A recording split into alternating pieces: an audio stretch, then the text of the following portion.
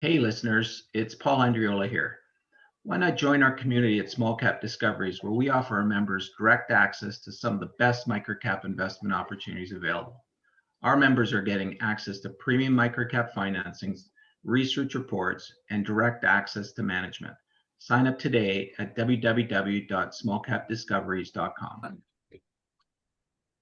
Hi, everyone. Welcome to the Small Cap Discoveries conference call. Today on our call, we have the CEO, Neil Sweeney from Reklaim ID. Reklaim trades on the TSX Venture Exchange under the symbol MYID, and it also trades on the OTC under MYIDF. The company is currently trading at 5.5 cents with about 113 million shares outstanding, or about a $6.2 million market cap.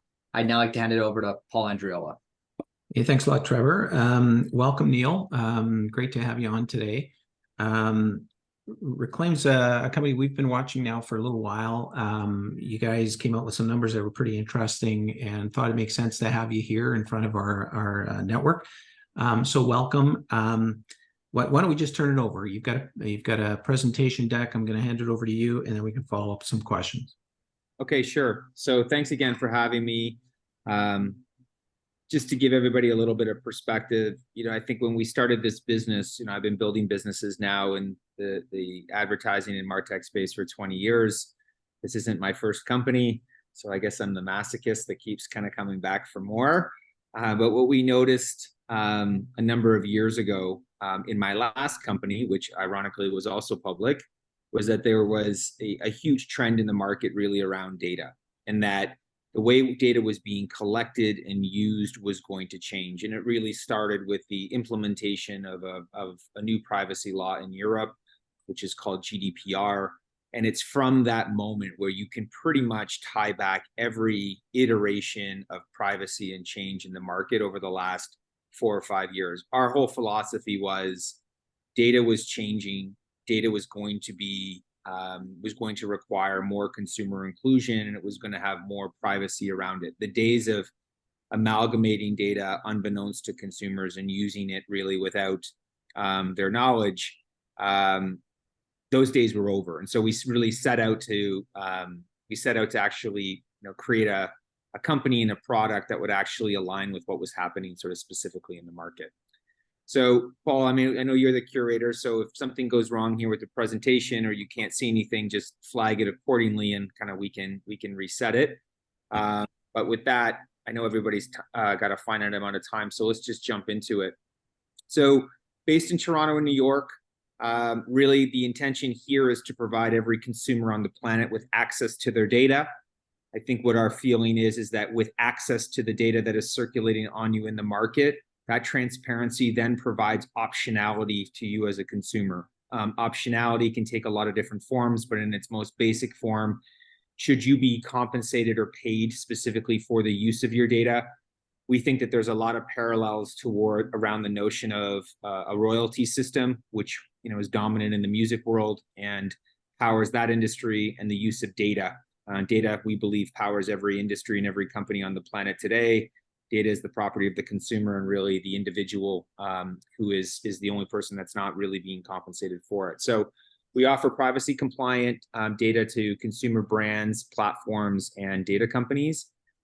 Consumers can come to the Reklaim application, sign up, verify they are who they say they are, and then for the first time probably in their life, they can actually see all the data that is currently circulating online. Once inside of the Reklaim ecosystem, the individual consumer can then add, edit, delete, or choose to actually share that data directly with a brand or an agency or a company. When that data is actually used, the consumer receives direct payment for it into the Reklaim wallet, which they can then deposit into their bank account. I'd encourage everybody here to download the application and take a look at it. It'll give you a lot of visibility on how we're operating, the controls that we have in place.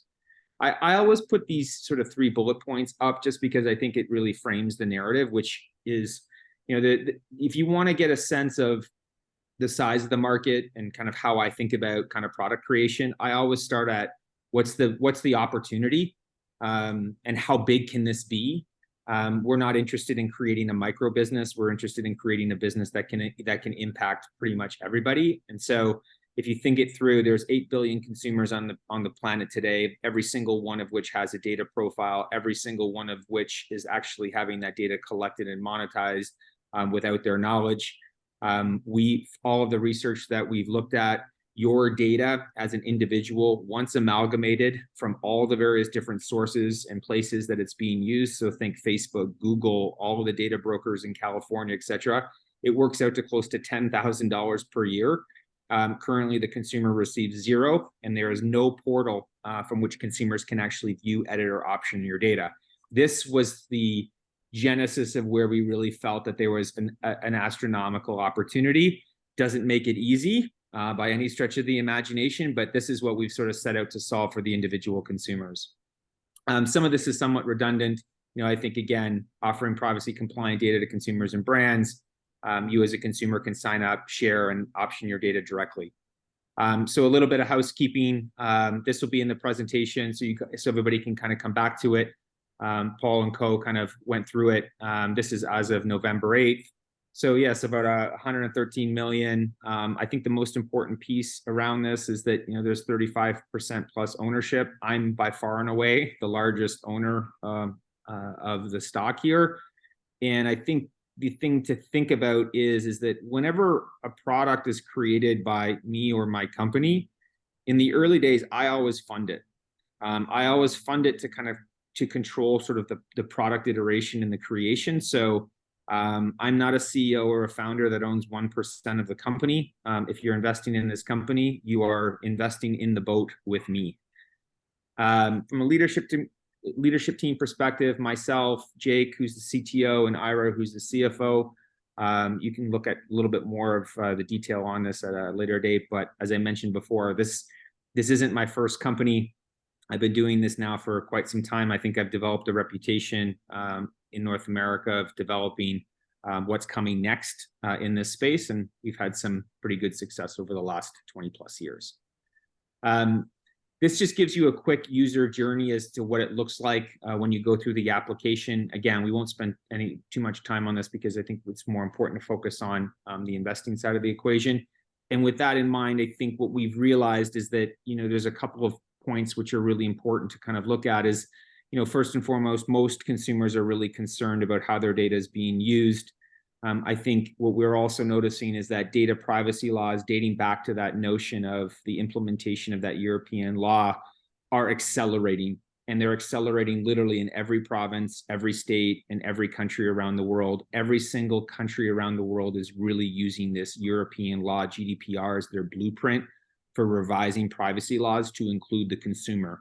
Why that's important for everybody to understand is that when data laws tighten, companies that have historically been able to sell data can now no longer sell data. And so what you have in the market is you have a supply and demand disruption. The supply, meaning the data that's being sold, is being disrupted. It is shrinking at an alarming rate. I'm not convinced enough people are paying attention to that, but demand is remaining constant. The opportunity for Reklaim is really to take advantage of that consistent demand as the supply, due to privacy and other factors, which we'll get into, dwindle. We believe, especially next year, that there's going to be a supply crisis in this market, and not a supply crisis where there's going to be a 10% reduction in data, but there could be a 50+% reduction in data, which would be enormous. Consumer awareness of data usage is increasing and behaviors are changing. I think the two verticals that you should focus on if you're interested in this space is you should keep an eye on what Apple and Google are doing. They are restricting the supply of data that is coming from any and all devices. For those of you that own an Apple device, Apple does not sell devices based on hardware or CPU. They now sell the devices primarily based on privacy. You've seen all the ads. And when the biggest retailer in the world, that being Apple, puts their entire strategy behind privacy, it's definitely not a fad. One last thing I'll just say around this as it relates to signal loss, because I think it's an important piece to understand. Google is removing what I refer to as the cookie. The cookie is what 1.8 billion websites rely on for 100% of their individual revenue. It is going to zero in July. Google has already said that it will start to remove cookies from the marketplace They're going to remove 1% in January and up to 100% in July. That means every publisher, every company that has historically actually used cookies from which to monetize are literally going to lose all of their signal. That creates an enormous opportunity for us at Reklaim because we have no dependency on the cookie. So think about it as we'll be the only product left in the shelf while the others dissipate. Okay, let's get into some numbers. Hopefully that gives everybody a little bit of framework. We'll come back to what's been taking place specifically at the OEM level and at the privacy level at the end of this. This will take us about 10 minutes to just quickly kind of go through these numbers. So just quickly looking at Q3, one thing that's important, I think, is we were signaling to the market all the way through Q3, all the way through 2023. 2023, we basically said to the market is our year of profitability.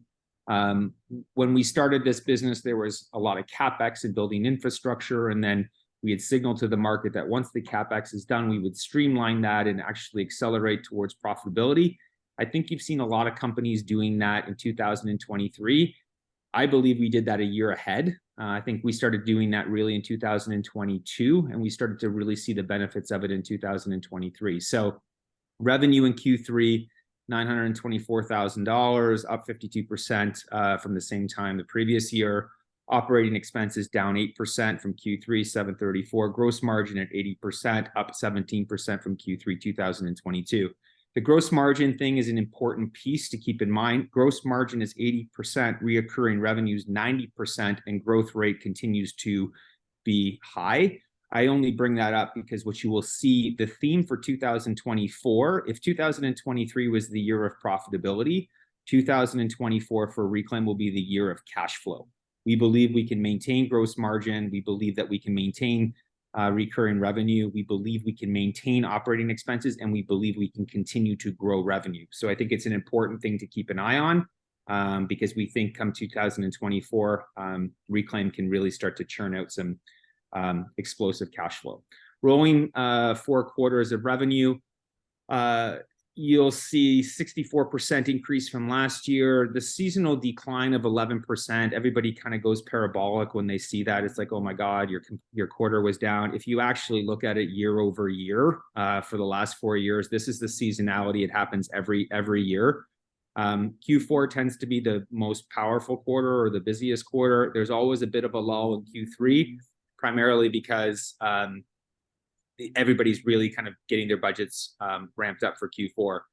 Platform revenue makes up 74% of our revenue, and it grew by 91%.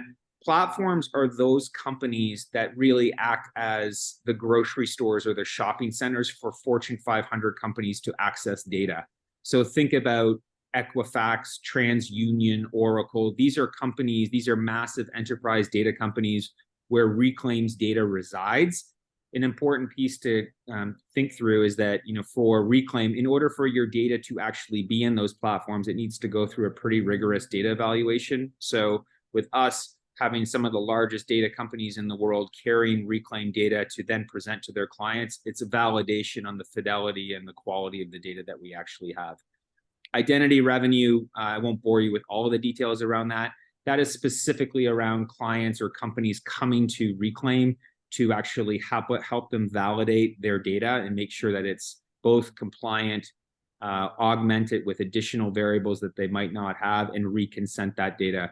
But by far and away, platform revenue, which is the data that we provide to brands and agencies inside of these individual kind of data centers, is by far and away our biggest revenue driver. And that data is really used to power social media campaigns and programmatic campaigns for brands and advertisers. Year over year change, you can see it's a 52% growth rate year over year. The cost of services, to juxtapose this against the revenue, as I mentioned earlier, there was a massive streamlining of costs that we had dating back to probably the middle of 2022 till now. I will say that, this is going to flatten out here, is that, obviously there's only so much cost you can actually take out of a business. So I think what you've seen here is that we've stabilized costs or streamlined costs while being able to continue to grow revenue. I think it's a good sign. If you compare Q3 22 to Q3 23, it's a 63% reduction in the cost of services. I think this is an important piece to keep in mind as we've stripped out those costs and continue to grow the business. The gross margin is incredibly high. It's gone from 17% to 80% in the course of a year. Again, naturally, the law of large numbers will suggest that we're not going to go from 80% to 95% gross margin. That's not going to happen. But we're pretty confident that we can continue to maintain this gross margin because of the structure that we've actually built. Coming back to my earlier point about reoccurring revenue plus stabilized gross margin at this rate with a growing revenue line and flat costs is a good recipe specifically for us to actually generate cash flow. Rolling 4 quarters of net income, pretty material change from Q3 last year to Q3 this year, minus 675 to plus 530 in less than 12 months. Q2 is profitable, Q3 is profitable. We've told the market Q4 will be profitable and the year will be profitable. Nobody seems to pay attention, but that's what we've been saying. So we came out in January of this year and said that the goal was to have a profitable year. We're on track to actually do that.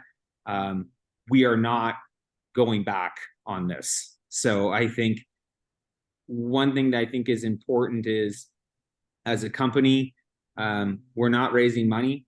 We're not looking to dilute the base right now. We think the market's been tough, and so we definitely don't want to dilute it at this price. And we're not going back to losing money. So our goal is to continue to actually drive profitability in this business.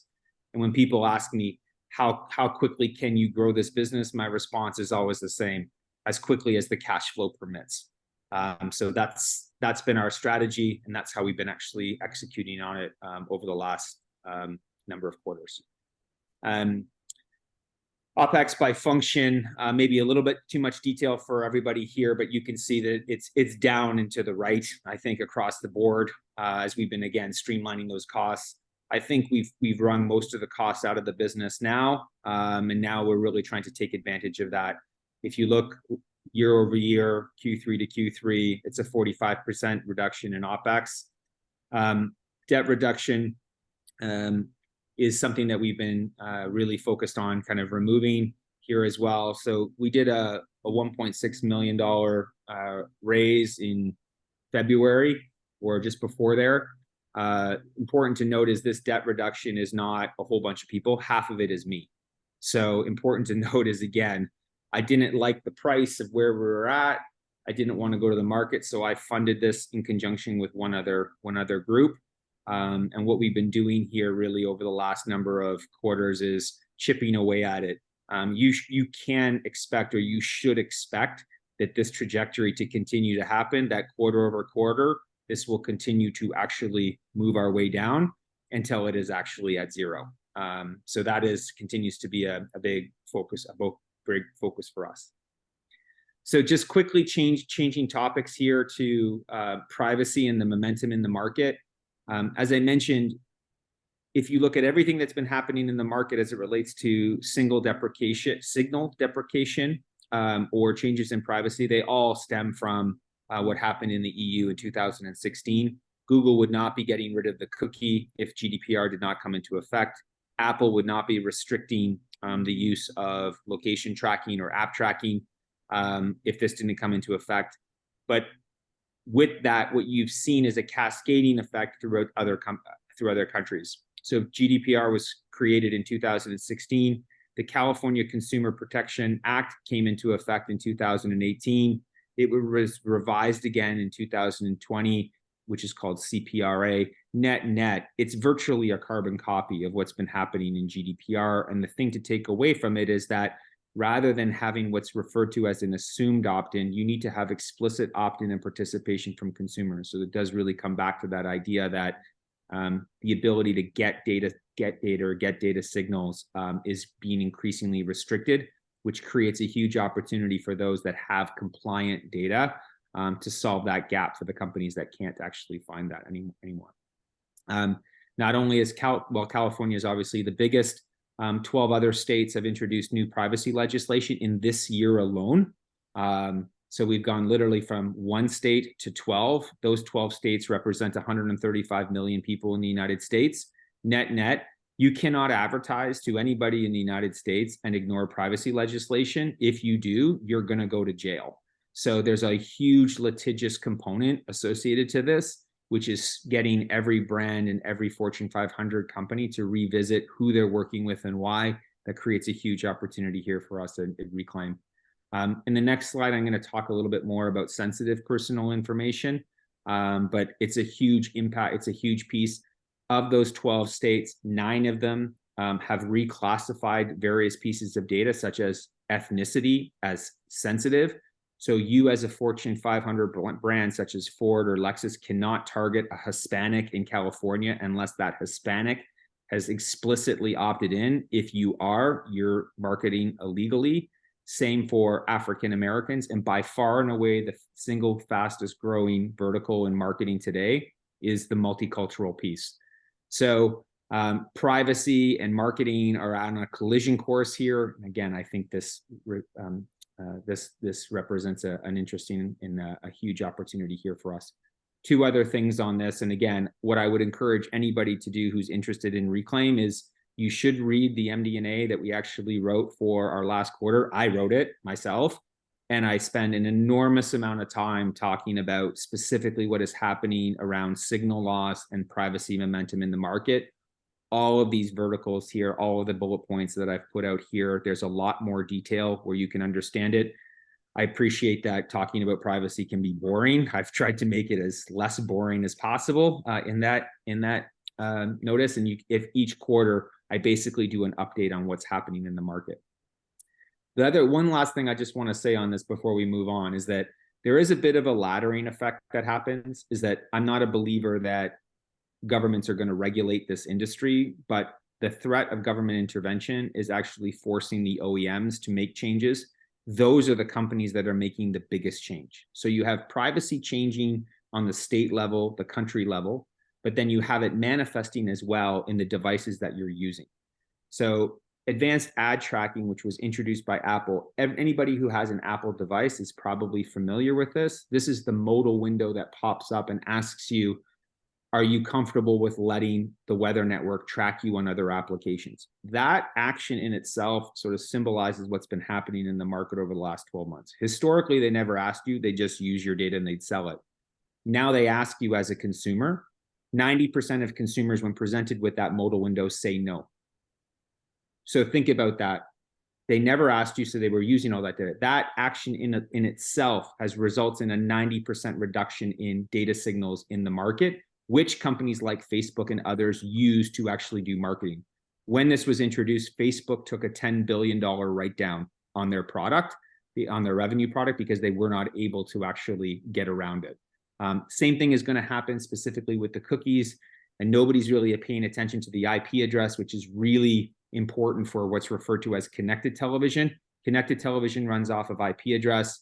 It's being designated as sensitive personal information, and it too is going to go to 0. So you have a crashing of signal in the market. And again, I'm not convinced that everybody is paying attention. Just 2 more slides, and then we'll pass it back to some questions. I think SPI is important primarily because this is a big focus point for us, specifically at Reklaim. The individual states listed below show you who requires an explicit opt-in and who requires provide a chance to opt out. Where we've been really focusing has been providing the various different data and marketing companies, as well as the brands, with any data that has a higher level of regulation. Lots of companies will say that they have data. It really comes down to what data do you have that's better than anybody else's. What Reklaim is consistently positioning, is increasingly positioning itself as the data company that you work with in those verticals where you need explicit consent or you have a higher level of compliance. So what are those? Multicultural, which every brand in North America is actually running. Sexuality, healthcare data, political data. There's an election next year that's going to bring an enormous amount of new money into the market. Based on the size of our team, this is really where we've been focusing. Okay, last quick slide to just sum up reasons to invest. I think first and foremost, you have to believe that the world of data is changing. If you don't believe that, then this probably isn't the right spot for you. But if you do believe that consumers should be involved in data, and you believe that privacy is not a trend, privacy is not a fad, but in fact a trend, I'd encourage anybody to really look across the landscape, look at any private company or public company operating in the space, and see if any of them are further ahead than us. I don't personally think they are. But I think that's the first place. It's a huge $400 billion global market. It is going through a pivot from an unconsented market to a consented market. It's very similar to a combustion engine moving to an EV, or bricks and mortar moving to online. The whole industry is moving to a consented market. So the question becomes, if this whole market moves to a consented market, who wins and who loses? I think what we've been building here at Reklaim puts us in a position to really benefit from this macro change. I spent plenty of time on the privacy landscape. This is obviously happening not just in the United States, but also here in Canada and really everywhere else. 90% of the US population can find their data inside of Reklaim. So if you come into the Reklaim ecosystem, validate who you say you are, you can see for the first time in your life a profile of that data as it's circulating online. We're in close to 20 of the largest global platforms in the world. This includes platforms like TransUnion, LiveRamp, Snowflake, and others. So we have ubiquitous distribution. We've also expanded internationally. We operate in the United States and Canada. The gross margin of 80%, we expect that to continue to be maintained in 2024. The revenue growth, we believe, is going to continue. We aim to grow the revenue 100% every year. So if you can grow the revenue 100% a year while maintaining costs, maintaining an 80% margin, and having 90% recurring revenue, it's a good cocktail for 2024. I'll say it again, 2023 was the year of profitability. 2024 is shaping up for us internally to be viewed as the year of the cash flow. And the insiders own 35%, of which I am by far and away the largest. So that's the end of the presentation. We'll turn it back to Paul and the crew and open it up to any questions that you might have. Perfect, Neil. Thank you so much. Yeah, a reminder, everybody's listening, if you've got some questions you want to ask Neil, please use the chat function and I'll ask that question. Neil, I mean, this seems like, I mean, it's a big ecosystem that you're sort of operating in. Obviously big market, $400 billion. There's a lot of sort of real estate to go after. What does your direct competition look like?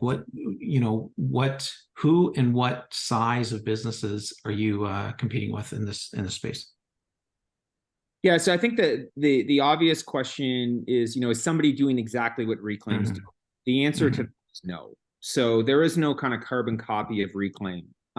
There's been companies that have tried to do this. And I think, when you look at Reklaim, it's B2C on the front end, but it's B2B on the back end. And so you have to be well-versed in both of those in order to be successful. I think most of the companies that have actually tried to kind of copy what Reklaim has done have really focused on the B2C side. And they didn't really understand the nuances of who buys data, how much it trades at, where does it need to be distributed. That's not trivial. You don't just roll up to TransUnion and as a new company and have your data ingested there and used by thousands of individual clients. So I'd say we have seen companies try to do what we've done. They've all failed. I think where we see the kind of competition is really in the traditional kind of data companies. So if you think about a company like Oracle has been selling data to thousands of companies forever. Can Oracle continue to sell data in the same way, or does it need to embrace a new practice? I think that their traditional business model is under pressure, primarily because these are what we refer to as headless data companies. And so if you're a headless data company with no consumer action, how do you maintain consent and compliance with the ever-changing law? Gotcha.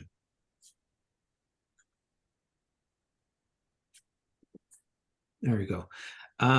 So then, like, I'm trying to understand as well, like, how do you get paid? Like, who is it exactly that pays you for the data that you're able to provide? Yeah, we get paid by the brand. So I Mhm. think the best way to think about it is, just like an Uber or an Airbnb, they've created a platform where you as an individual are renting out your house or renting out your car. At Reklaim, what you're doing is really renting out your data, and you're Mhm. renting, in this case, to Unilever, UPS, or FedEx. We facilitate that transaction on behalf of the individual consumer, and we take a commission Mhm. associated to that. Gotcha. And to be clear, some people, I don't know if they understand, but you actually pay out to sort of the consumer, the person that rents out their data. You're paying them out a percentage of that as well, correct? Yeah, exactly. So when you're buying data from Reklaim, you're actually buying it directly from the individual consumer. It's just really using the Reklaim ecosystem for it to happen. So the consumers are typically making, anywhere, from $5. Some consumers are making as much as $10 per month. And they have the equivalent of a bank statement where they can actually see every individual brand that's actually purchasing their data. Mm-hmm. Now, I see a question that came in was really around how do you get that data? Like how, I mean, I've agreed to be a Reklaim sort of consumer, but how do you collect my data now? Yeah, some of it is you provide on your own. So Mhm. when you come into Reklaim, you can add your own data. So you can share the applications that are on your device. You can add or update information that's there. How we get the majority of our data is companies who do not have an ability to communicate to consumers bring data to Reklaim, put it in our ecosystem, and then we're able to showcase it to you as an individual consumer. So Mhm. back to my sort of theory of the headless data company, if you're a data company with no way to revalidate that data or to get additional variables on the data, those are the companies that come to us. They put their data inside of Reklaim, and so that when a consumer actually comes in, they can see that data amalgamated together to see a full holistic profile. Mhm. And then how do you get consumers to even know that Reklaim exists? Or apart from the fact that you're a public company, I would never have known that you guys even exist. Yeah, I mean, it costs money to do that. Mhm. So, Mhm. I think you can probably ask every company that's tried to become Reklaim how they did it. And I think they all focused on that. And what ended up happening is they all ran out of money and they Mhm. all went under. So there's a bit of a flaw in the direct to consumer model, which, Google and Facebook promote, which is this notion of, you buy a cost per install for $3 and then you generate more than $3, $4, for instance, and then you make $1. That model doesn't work for a lot of reasons. And the road through Silicon Valley is littered with direct to consumers who kind of run out of money doing that. For us, our philosophy was, well, we can't do the direct to consumer and the B2B at the same time. Shouldn't we focus on generating revenue, paying consumers? I think what we found is that when you look at our NPS or our disappointed scores, and those are internal product metrics, they are off the charts. So when consumers kind of come into Reklaim, they don't leave. And what we find is that as we increase the amount of dollars that actually go to the consumers, the referral rate continues to kind of go up. Yeah, I think as we get into 2024, for sure, there is a plan to increase the visibility and brand recognition, specifically of Reklaim. But if you step back from it, if you increase the brand recognition of Reklaim by putting up a billboard in Times Square, but you don't have any brands buying data on the B2B side, Mhm. what happens? You go broke Right. because consumers are like, what's the point of me being here? There's no money in it for me, and there's no buyers of my data. I think that's where most people have gone wrong, is they've really focused on bringing the consumers in and not really focused on bringing, the actual buyers in. Years. Yeah. What we've focused on is, well, let's create the buying community and create the demand amongst the buying community and have that demand align with the changes that are happening in the market, so that as consumers come in, they can immediately transact. Consumers are inherently skeptical of anything like this. So Mhm. if you said to a consumer, hey, come into Reklaim and give us all your data and we're going to pay you at some time in the future, forget it. They're like, no Mhm. thanks.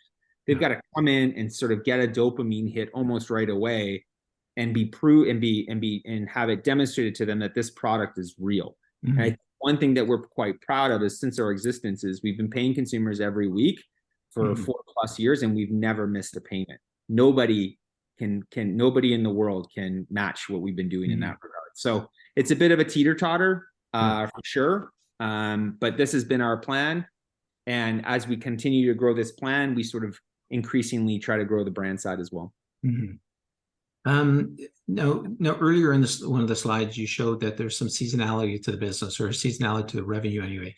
What causes that? Is it really advertising driven? We all know that there's sort of a cycle around Christmas. Is it the same thing for this type of data? Yeah, Q1 and Q3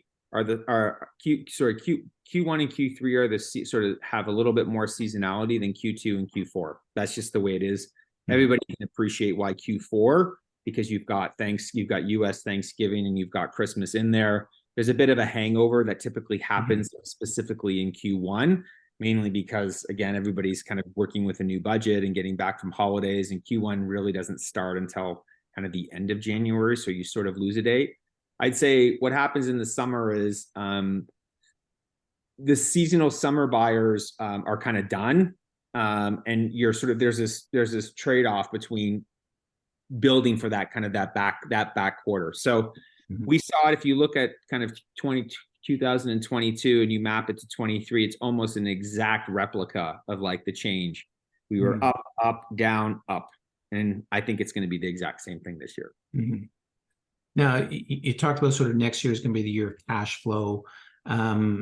Is there anything differently you do with a higher degree of cash flow? What do you do with the cash at that point? Well, I think we're going to get rid of the debt. That's for sure. Okay. So, if I had my way, I'd kind of come in and out of 24 and that debt would be gone. So that's one thing we definitely want to do. I think the difference with the cash flow as well is we do have an ability to actually put more in the brand side of the equation. So back to your earlier question, most of the cash, though, it actually is going sort of specifically into really growth initiatives, specifically in and around the sales team. So what are the targets that we're going after? What are the verticals? Next year is a political year, so there'll be more emphasis on that. How are we actually aligning with that? Who's going to be our specialist on that? So I think with the cash flow, it's just going to allow us to actually fund the growth of the business and be a little bit more selective as to how we want to do the branding side of the equation, but also be diligent on the capital market side and making sure that we burn down that debt. Now, maybe this sounds like a silly question, and you may have answered it already, but you're obviously growing. But what is causing that growth? Is it just more people understanding what you're doing? Is it more advertisers understanding what you're doing, or is it just more you guys getting out there and just growing the business? What's that simple answer to that? There's no simple answer. Yeah. That's the first answer. Yeah. So if to build a business in the United States, you kind of got to eat it for 2 years. And when people ask me, they're like, hey, I'm going to build my business in the United States. My response is always like, okay, are you prepared for what it's going to take? Because you think you're just going to roll your Canadian business into the US and people are going to accept it. They do not care. They do not care. And my previous business was a very successful Canadian business. We rolled it into the US. Nobody cared. So you kind of eat it for 2 years. You got to develop the brand, develop the reputation, get clients, and build on that. So that's part of it. So we've been in the market now for increasingly a longer period of time. So our recognition is going up. I still think our recognition in the industry is not where it could be. It's part of our 24 plan. What's working in our favor, I think our positioning is stronger. To the presentation where the implementation of sensitive personal information, specifically around the need for opt-in around multicultural, that's probably had the single biggest impact on us in 2023. Because every brand all of a sudden kind of came back in January 23 and realized, wait a minute, I'm Ford, I'm Lexus, I'm UPS. Everybody has a diversity line, everybody has a multicultural line, and every single one of them realized, I have to find a new partner. So I think that aligned very well with us getting better traction on our positioning. So I think our positioning of we're the company that you work with when you're looking for more compliant data. I don't think that positioning was probably as strong at the beginning of 2023 as it is now, and I think that bodes well for 2024. So I think it's a combination of we've been in the market for a while. I think our positioning is stronger. I think that the wind being in the privacy sales and the changes in OEMs help us, I think a lot of those same things are going to manifest again in 24. 24 is when the cookie goes away. That's more wind in that sail. So I think that the recognition, and I think we should be able to continue to sort of build on that. But that's it. We've also increased the size of the sales team, so that also helps too. I mean, I can imagine, yeah, that sort of changeover next year, that disruption and that chaos. Is there a scenario where the sort of the consumer, are they likely to get paid more because there's just much more demand for that data, or how does it manifest itself? Like, are these advertisers willing to pay more to get access to this type of data, or do you think it's just going to stay status quo? They've only got one place to turn to. Well, first of all, I'm biased on this. So Sure, yeah. I'm biased. So my last business was a location company. So that's, you're collecting location data from consumers. And so what I just point out on any panel or any interview that I do is that, well, when you look at the going rate for location data in the market, it translates into less than 1 penny per month per individual. So as a consumer, first and foremost, would you give up persistent 24 hours a day location tracking of your phone for less than a penny a day? The answer is no, you would not. So this is the collision course that I think the market has not really understood, is that because the consumer's never really been involved in the negotiation around their data, it's been commoditized. And that's been good for the growth of the data market and for people to use data. It's because it's basically a free input. Sure. But it's quickly becoming not a free input. So if you ask, back to that ATT example that I mentioned before of the modal window, if you have to ask the consumer and the consumer says, sure, you can use my data. And I think the consumer will let you use the data, but you have to provide something of value back to them. It can't be nothing, which is what the market's done. And so inherently, there's an increase in pricing that's coming. And I'm not sure that necessarily that everybody's got that factored into their individual models. So yes, I think when there's less supply in the market, the price goes up. Sure. That's right. That's basic economics. Our strategy has been, we've pitched the data based at the same rate that data sells at in the market today, because it just removes friction from the sales process. If you could buy higher quality, higher fidelity, more compliant data at the same rate as your low fidelity, low compliant data, why wouldn't you do it? It's an easy pitch. But when this data goes away, it gives you the opportunity to increase the price. So that's how we've positioned it. But yes, I think the overall price of data is going up, as the same way that anytime that there is a supply crunch, the price of that commodity goes up. There's a parallel here across a lot of different industries. Neil, a question came in regarding a press release that went out on August 17th. Let me just read the headline here. It says, Reklaim improves balance sheet, announces agreement to reduce outstanding payables by 36%. Resolution of dispute reduces accounts payable by $506,000. Can you give us some color on that? Short answer is, we had a big provider that said that we owed the money and we did not. And they basically tried to jam us on it. And so we said, fine, well, we're going to fight you then, because we think we're going to win. And sure enough, as time went on, they sort of realized that we were going to win. And so that was the end of that. But we had to allocate for the cost on the assumption that we weren't going to win. Like that's financing. That's the financial. Sure. So we had to account for it. So that sat on our financial statement while we fought it. And when we basically won the dispute, we were able to basically peel it off. So that's, so we accounted for it, we paid for it. Yeah. And basically got reversed it. Yeah. Perfect. Perfect. Okay. Another question's come in. It says, what does Neil think about the share price? What's the long-term plan? What does he think the 5-year growth rate can be? Well, the share price is incredibly annoying, to be honest, to be frank. Welcome to microcaps. Yeah. I mean, like, I've had a lot of conversations with other CEOs who, I think, so, I mean, yes, first of all, every CEO thinks that their company is undervalued, but like at this rate, I think I've got something, like, it's really undervalued here, but I don't like the share price. I think it should be higher for sure. I think if there was private valuation against this company, it's a $20 to $30 million private valuation. not a $5 or $6 million valuation. Why do I know that? Well, because I've had private companies too, and I know how that works. So the share price is definitely annoying. I think the one positive of it is that the one positive that comes out of it 2 years ago, when the Ukraine stuff was just sort of starting, I kind of thought, this market isn't going to go the way that everybody thinks it is. So we accelerated our way to profitability because I think for us, we just didn't want to have a dependency on the market. So I don't like the share price, but I'd hate the share price even more if I was raising money down here. So the share price doesn't matter if you're not raising money. Yeah. Like that's, again, a bit of a generalized statement, but share price really matters if you're raising money. Are we up 80 to 90% in 2023 year to date? Yes. Should we be up way more than that?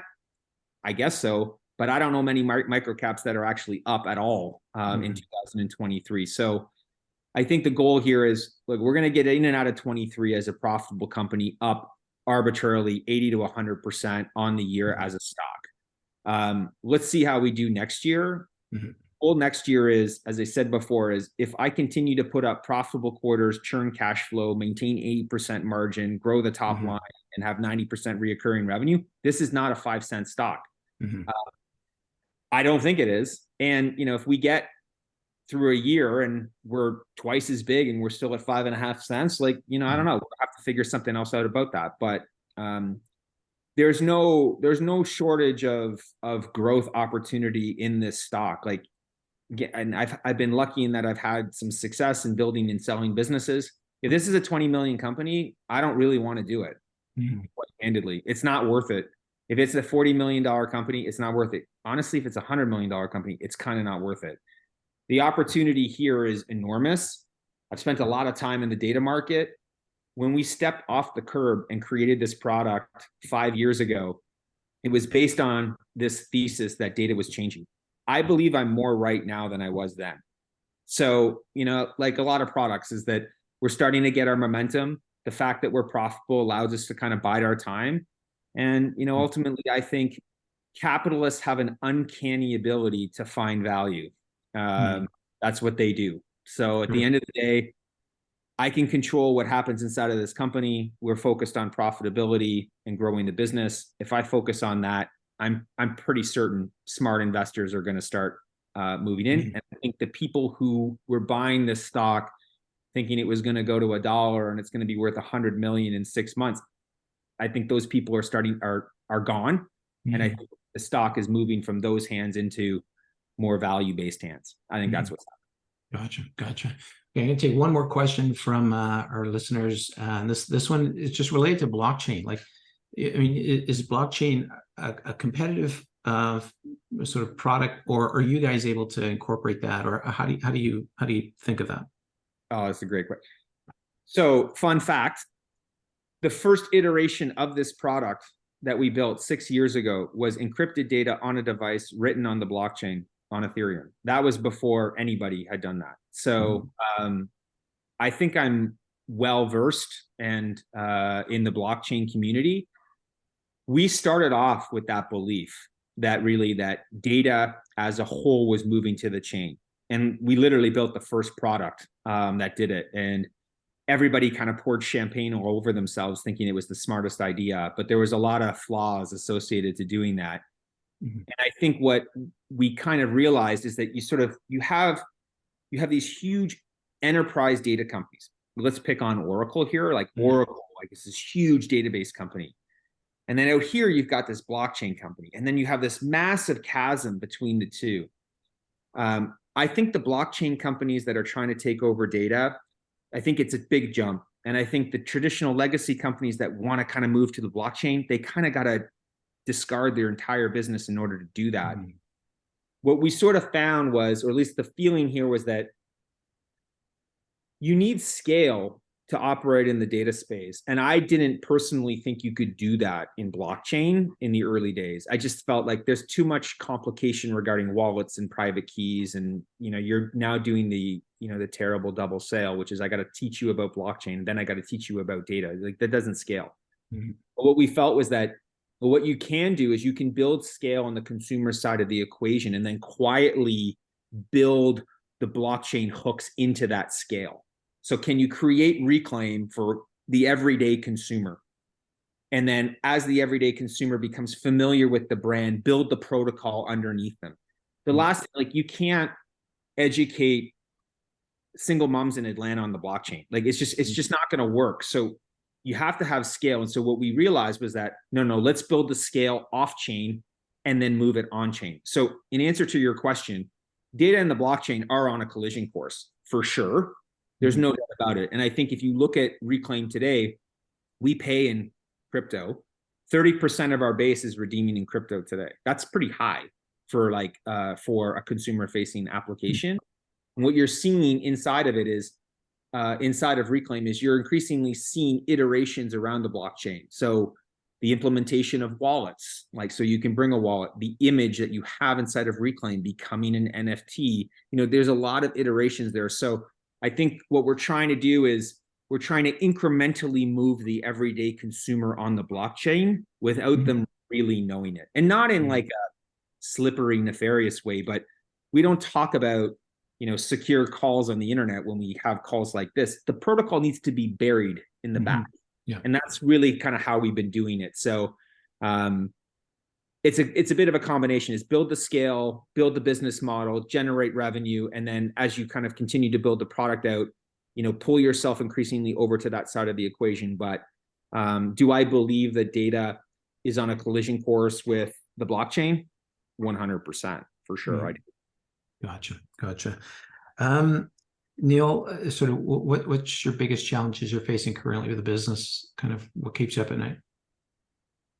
I think what keeps me up at night is probably, missing the opportunity.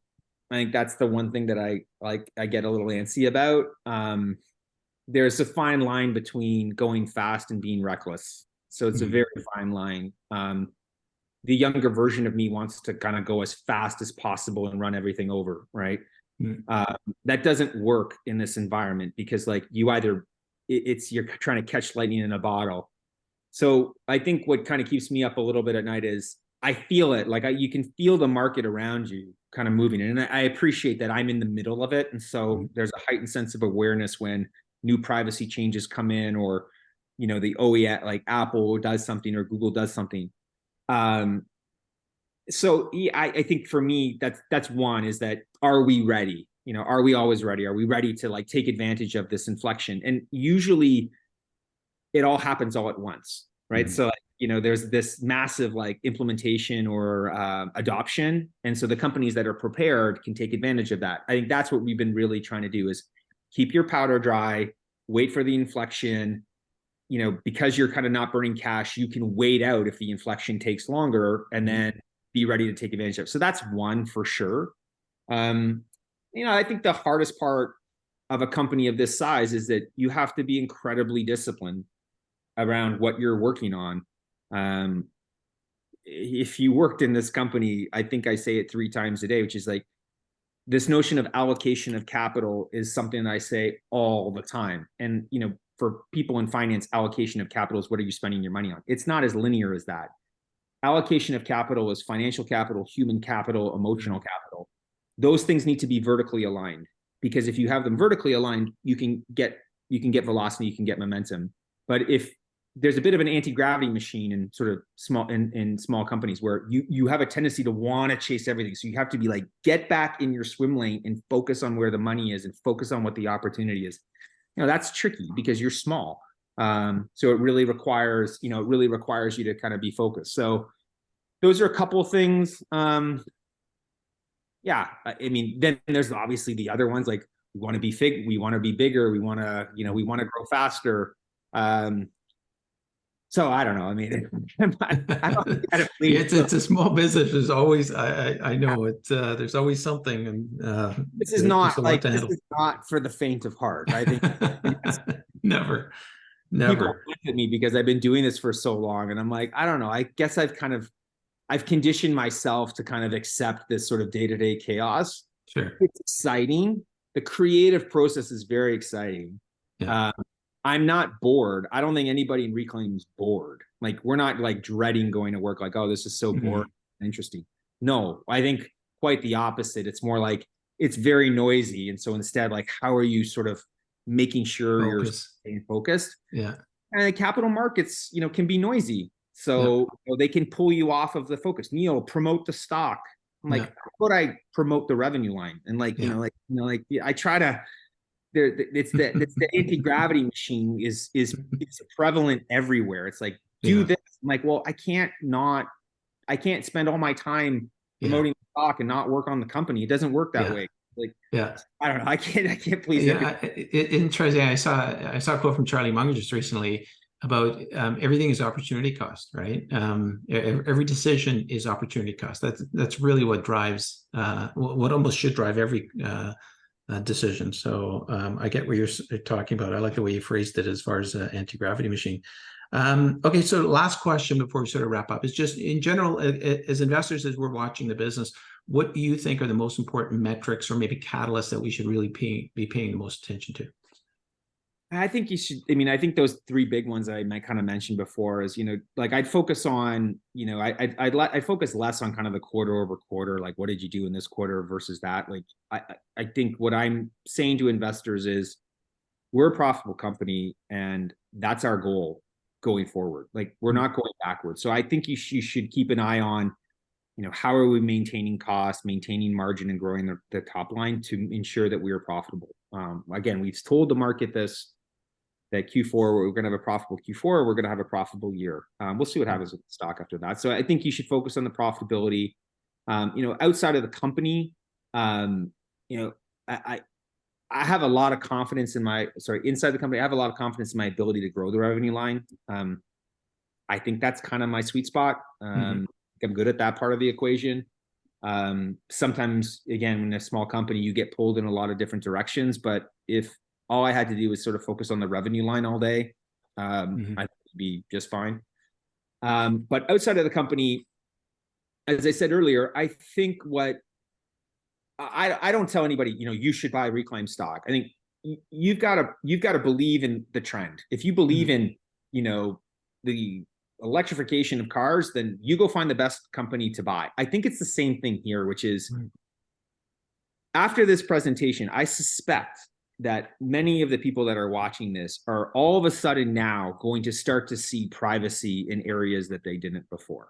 That modal window that I made reference to, they're like, oh, right, Neil mentioned this. This is exactly Apple reducing the signal out of this device, which anybody who has historically relied on this signal to sell can now no longer sell, which is leading to the supply crisis. Every time a cookie notification, do you accept cookies? Oh, this is this thing Neil is talking about. This is the same thing.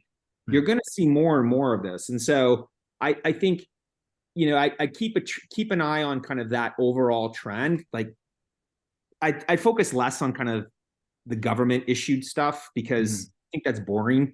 And I'd focus more on like, how is what's happening in privacy manifesting in the products that you are using every day? And I think as you become increasingly aware of what's happening and you take that and you kind of put it in, the basket along, like, okay, this data world is definitely changing. It's a global industry. It's totally changing. The US is the biggest market in the world. Who are the companies that are going to benefit from that? I think that provides a nice path to then decide as to whether or not Reklaim's the fit for you.